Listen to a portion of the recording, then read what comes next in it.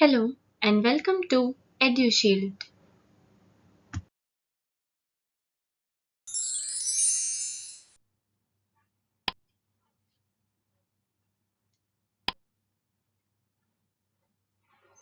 आज इस वीडियो में हम करने वाले हैं इंग्लिश क्लास 12th का chapter deep water by William Douglas.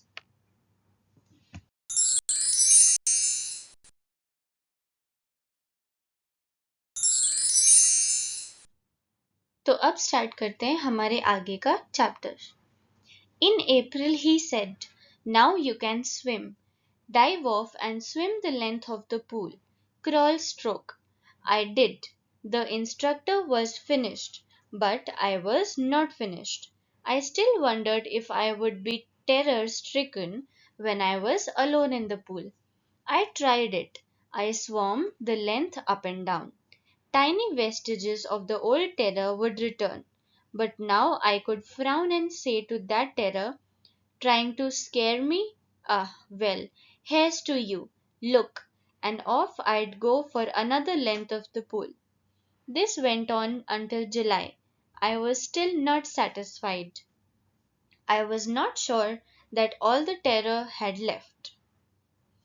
तो ऑथर ने जब स्विमिंग स्टार्ट की थी तब अक्टूबर था और अब अप्रैल में उनके इंस्ट्रक्टर उनसे कहते हैं कि अब वो स्विमिंग कर सकते हैं, यानी कि उन्हें स्विमिंग आ गई है और पूल के एक कोने से दूसरे कोने की तरफ वो स्विम कर सकते हैं।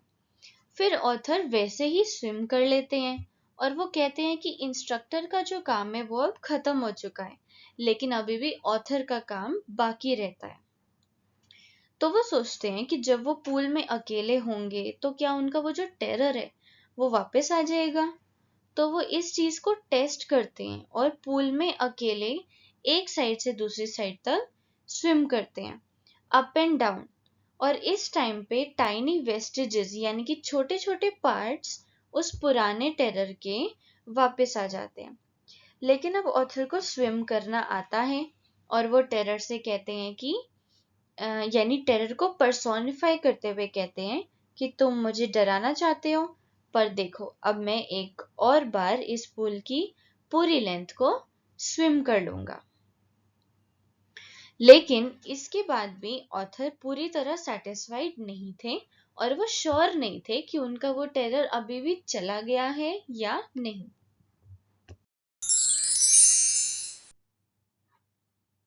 So I went to Lake Wentworth in New Hampshire, dived off a dock at Triggs Island, and swam 2 miles across the lake to Stamp Act Island. I swam the crawl, breaststroke, side stroke, and backstroke. Only once did the terror return, when I was in the middle of the lake. I put my face under and saw nothing but bottomless water. The old sensation returned in miniature. I laughed and said, "Well, Mr. Terror, what do you think you can do to me?" It fled and I swam on. तो क्योंकि author sure नहीं थे तो इसलिए वो lake Wentworth पर जाते हैं और आइलैंड के कोने से 2 माइल्स तक स्विम करते हैं, मतलब कि अप्रोक्सीमेटली 3.2 किलोमीटर्स तक स्विम करते हैं और वो स्टैम्प एक्ट आइलैंड तक स्विम करते हैं। तो वहां पर डिफरेंट वो स्विमिंग पोजीशंस भी ट्राई करते हैं और उनमें स्विम करते हैं, जैसे कि side stroke, breast stroke and back stroke. और इस पूरे टाइम में उनका जो टेरर था वो सिर्फ एक ही बार वापस आता है, जब वो पानी के बिल्कुल सेंटर में होते हैं यानी बीच में होते हैं और उन्हें पानी के अलावा उस टाइम कुछ नहीं दिखता। लेकिन इस बार ऑथर अपने टेरर पे हंसते हैं और कहते हैं कि अब वो ऑथर को नुकसान नहीं पहुंचा सकता। फिर वो देखते हैं कि उनका जो टेरर है वो भाग जाता है और वो वापस से स्विम करने लग जाते हैं।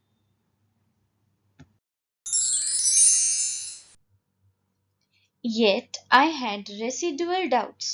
At first opportunity I hurried west, went up the Tatum to Conrad Meadows, up the Conrad Creek Trail to Maid Glacier, and camped in the high meadow by the side of the warm lake. The next morning I stripped, dived into the lake, and swam across to the other shore and back just as Dog Copron used to do. I shouted with joy, and Gilbert Peak returned the echo. I had conquered my fear of water.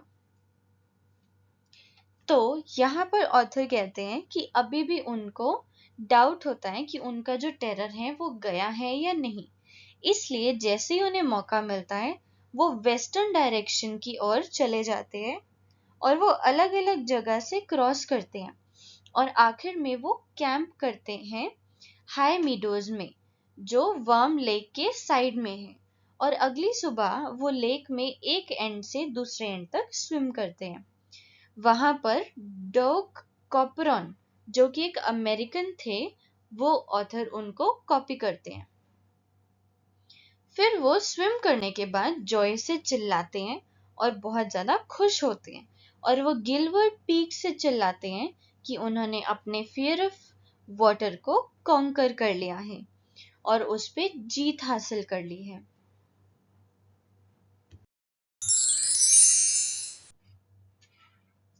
The experience had a deep meaning for me, as only those who have known stark terror and conquered it can appreciate. In death there is peace. There is terror only in the fear of death. As Roosevelt knew when he said, "All we have to fear is fear itself." Because I had experienced both the sensation of dying and the terror that fear of it can produce, the will to live somehow grew in intensity. At last I felt released, free to walk the trails and climb the peaks and to brush aside fear. तो इसके बाद author last में बताते हैं कि उनका ये जो एक्सपीरियंस होता है इसका काफी डीप मीनिंग है उनके लिए, और ये उनकी लाइफ का बहुत इम्पोर्टेंट हिस्सा है। और वो कहते हैं कि जिन्होंने इस डरावने टेरर को फेस किया हो और उसे कॉन्कर किया हो, सिर्फ वही लोग इसको समझ सकते हैं और इसको अप्रिशिएट कर सकते हैं। ऑथर ने ये रियलाइज किया है कि डेथ पीसफुल है, बस जो डेथ का फियर है, डर है, वो डरावना होता है।